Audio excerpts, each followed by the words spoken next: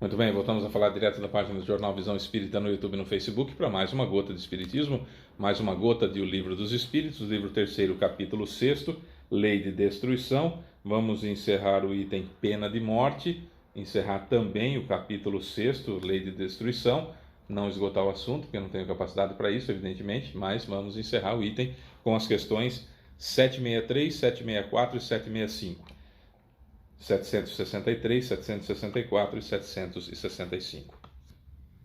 Compartilhando esse vídeo, você ajuda a divulgar a doutrina espírita, comentando também, curtindo também, porque o YouTube e o Facebook sugerem e recomendam para outras pessoas. Quanto mais comentários, mais curtidas, mais compartilhamentos, tá bom? Vamos lá, 763. A restrição dos casos em que se aplica a pena de morte é um indício de progresso da civilização? O que seria essa restrição? Na pena de morte nós temos hoje só em alguns casos, nos países que ainda são admitidas a pena de morte, nos países que admitem a pena de morte, há casos específicos para isso. Não é todo crime, houve um trabalho ali de selecionar só determinados crimes que levariam para o corredor da morte. Isso é um sinal de avanço da humanidade, um avanço da civilização, progresso da civilização? Resposta: duvidas disso? Teu espírito não se revolta ao ler o relato das carnificinas humanas que antigamente eram feitas em nome da justiça e muitas vezes para honrar a divindade? Das torturas a que se sucumbia e se submetia o condenado e mesmo o acusado para arrancar-lhe, pelo excesso de sofrimento, a confissão de um crime que muitas vezes nem cometera? Pois bem, se houvesses vivido naquela época, acharias isso tudo muito natural e talvez, como juiz, tivesses feito o mesmo. Assim, o que parecia justo numa época pode parecer bárbaro em outra. Só as leis divinas são eternas. As leis humanas modificam-se com o progresso. E ainda se modificarão, até que sejam postas em harmonia com as leis divinas. Melhorou? Melhorou. Há locais em que havia pena de morte e hoje não há mais? Isso é uma melhora. Excelente. Mas há uma pena de morte que é imposta às pessoas pelos governantes do país, pelos governantes dos estados, pelos governantes das cidades. E talvez a gente não tenha percebido isso ainda. Há uma pena de morte imposta à mulher pelo déspota doméstico, pelo homem violento, pelo misógino, que dentro de casa odeia a mulher, e fora de casa é uma pessoa agradabilíssima, e dentro de casa destrói, mata a mulher, mata os filhos, matando a esperança, matando o psicológico da pessoa, destruindo o psicológico da pessoa, matando a autoestima. E condenando à morte, literalmente, porque se você me largar, eu te mato. Se você me abandonar, eu te mato. Se você for embora, eu mato seus filhos. E a pessoa fica no corredor da morte, aguardando o momento da morte a qualquer instante, a qualquer contrariedade, a qualquer gole de bebida alcoólica, essa droga que as pessoas acham tão normal ser consumida e que abrem a porta do porão das desgraças que cada um de nós ainda trazemos no peito. Meu marido é bom, mas quando ele bebe, ele bate nos meus filhos, ele é uma pessoa violenta, mas só quando bebe. Fora isso, ele é uma pessoa boa. Não, ele é do jeito que ele é quando bebe. Sem a bebida, ele é covarde, não tem coragem de ser. Não é? Parece duro isso que eu estou falando, mas é uma realidade que nós temos que encarar. Então, a pena de morte não é só aquela concedida como direito do Estado de punir o criminoso. Pena de morte também é aquela que eu imputo às outras pessoas. pena de morte, guardando as devidas proporções, estamos fazendo com as nossas crianças hoje em dia, com o tipo de criação que estamos dando, com o tudo pode, rebaixando-nos diante da criança, sem autoridade nenhuma, criando um ser que não tem limites, criando um ser que não sabe ouvir não, criando um ser que decide as coisas quando o seu lobo pré-frontal ainda não está desenvolvido. Isso só acontece com 25 anos de idade.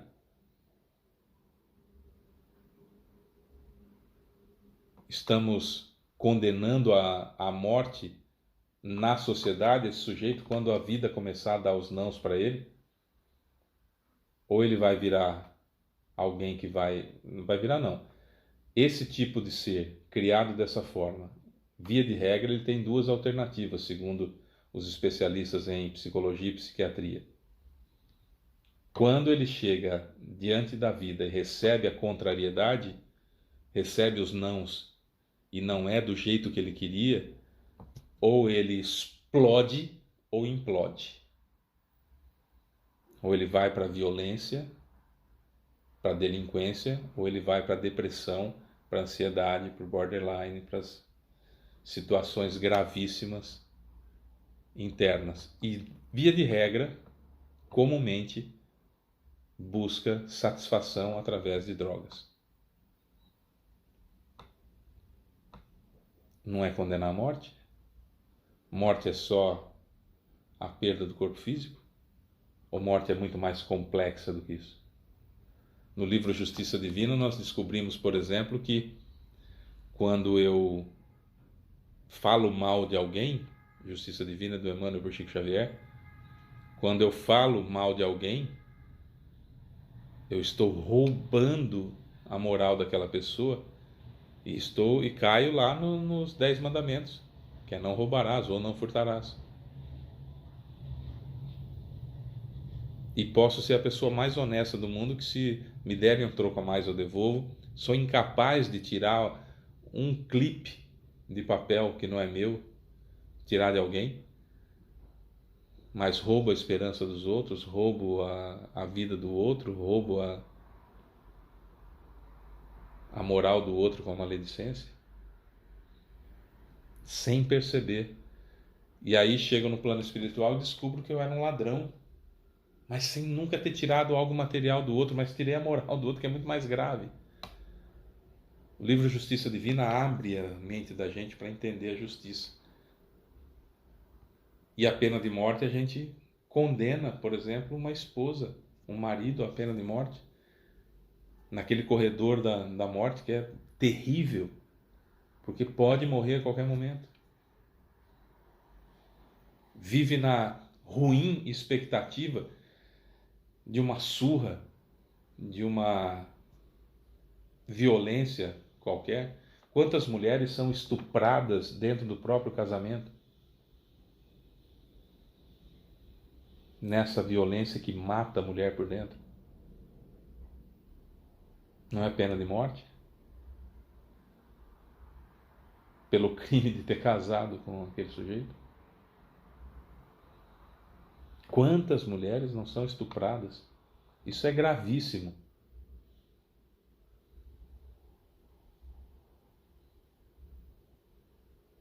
Porque senão podem até morrer.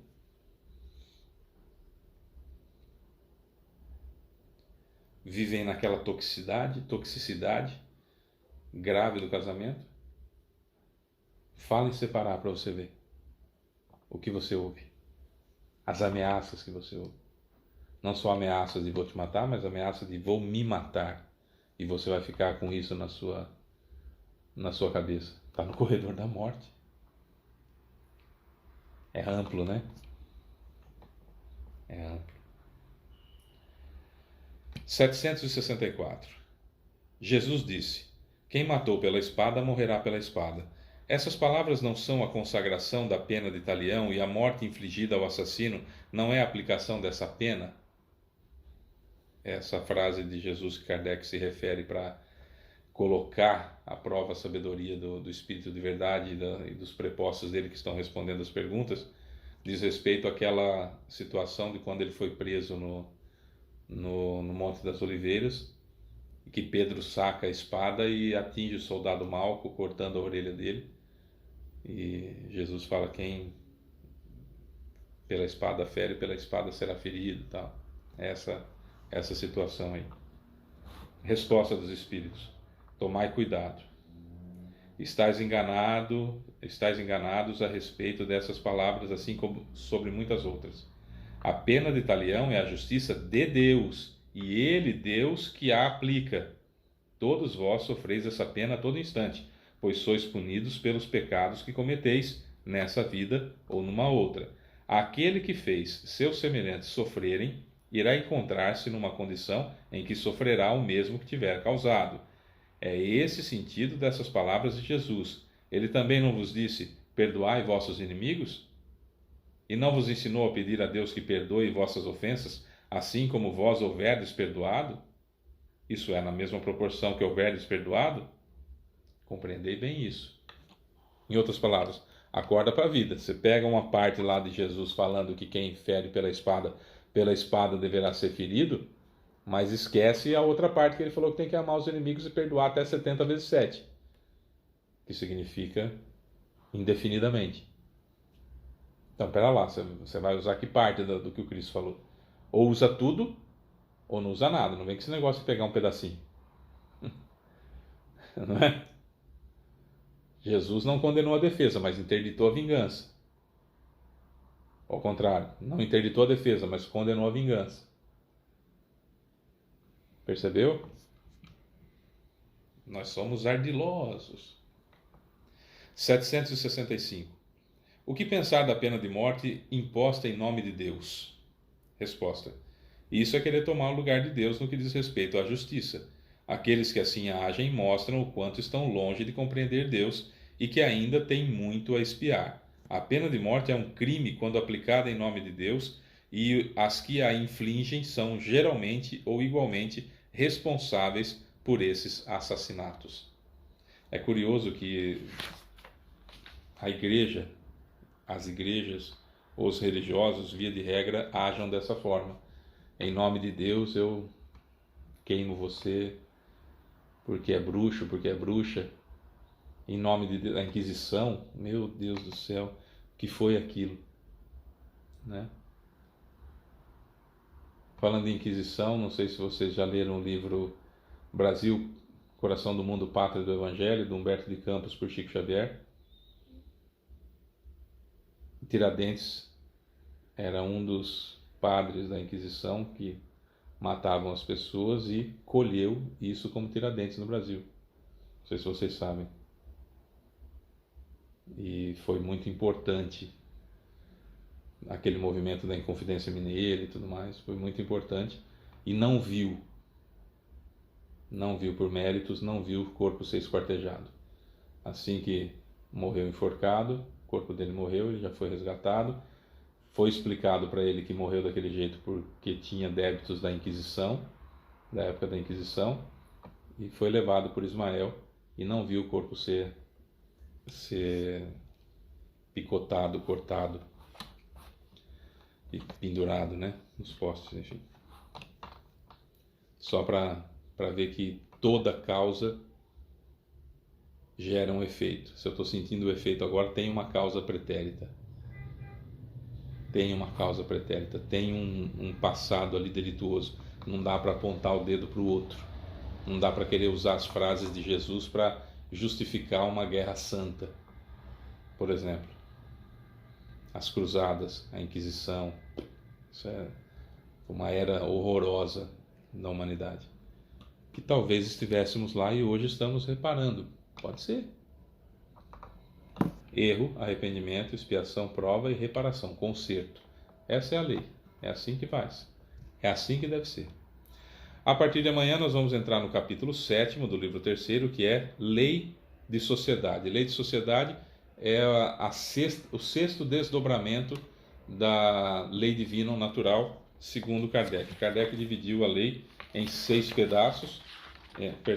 pedaços, que são eles: lei de adoração, que nós já estudamos, lei do trabalho, que nós já estudamos, lei de reprodução, lei de conservação e lei de destruição, que nós já estudamos, e ainda faltam sociedade, que vamos estudar amanhã, lei de progresso, lei de igualdade, lei de liberdade e a última lei, que é lei de justiça, amor e caridade. Certo? Mas isso só a partir de amanhã. Sou Fábio Pereira.